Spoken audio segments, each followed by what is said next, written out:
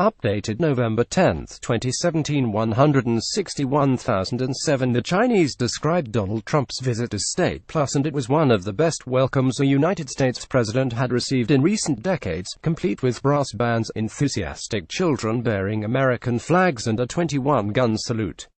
Key point SMR: she offered Mr. Trump $320 billion in business deals. Mr. Trump called trade imbalance one-sided, unfair, and demanded concrete actions.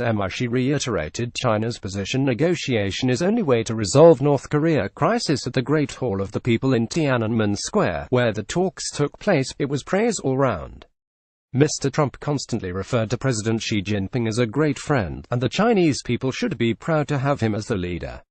Mr. Trump seemed as adept at flattery as the Chinese.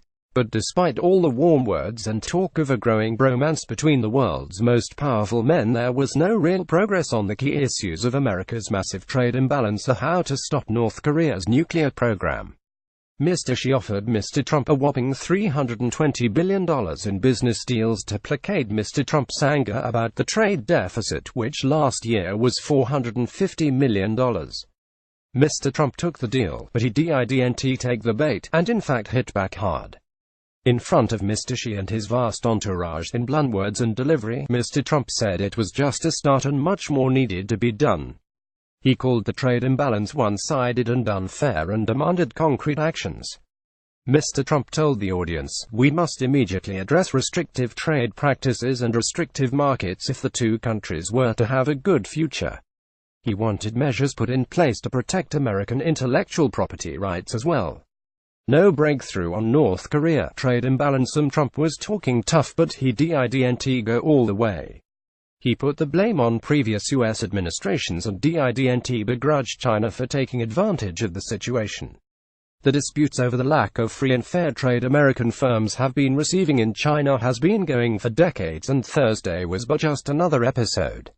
It is situation normal, nothing has changed on this key point of conflict.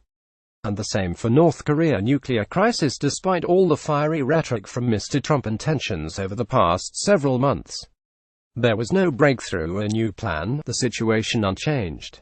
Mr. Trump came to China to try and squeeze concession from Mr. Xi on North Korea, but he left the negotiations empty-handed.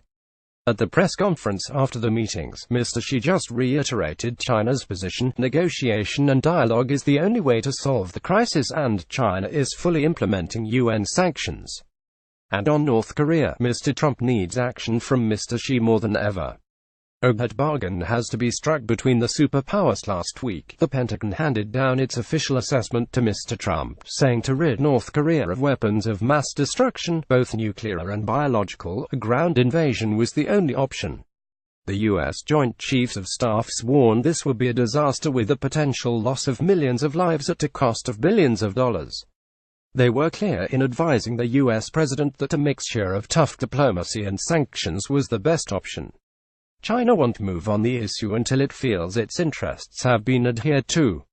China fears a humanitarian disaster on its doorstep if it was to cut all trade. It has with North Korea, and in a bigger strategic sense, it does not want the possibility of an American-backed regime replace its old ally. It seems a hard bargain has to be stuck here between the two superpowers of what comes next after Kim Jong-un in the event of regime change.